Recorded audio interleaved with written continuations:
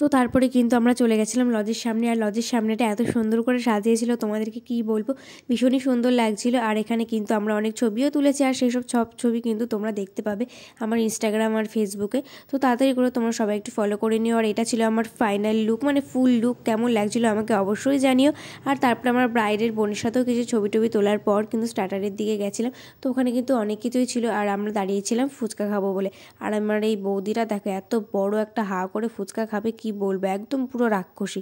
তো দেন আমরা ফুচকা টুচকা খাওয়ার পর এখানে কিন্তু চিকেন পকোড়াও নিয়ে নিয়েছিলাম, নিয়ে কিন্তু তারপরে এখানে বসে বসে খাচ্ছিলাম। যেহেতু তখনও কিন্তু কোণে এসে পৌঁছায়নি, তাই আমি দিদি একটুখানি পকোড়া খেয়েই টাইম পাস করছিলাম। তো তারপরে এখানে আমরা সবাই মিলে একটু হাসাহাসি করছিলাম যে কে আমাদেরকে একটুখানি মানে আইসক্রিম এনে খাওয়াবে। তো তারপরে বড় মাই আমাদের 3 বোনকে আইসক্রিম এনে দিল। আর এখানে আমরা 3 বোন দেখো হাসতে হাসতে গল্প করতে করতে আইসক্রিম খাচ্ছিলাম। তো কেমন লাগলো ভিডিওটা অবশ্যই জানো। দেখা হচ্ছে নেক্সট পার্টে, টাটা।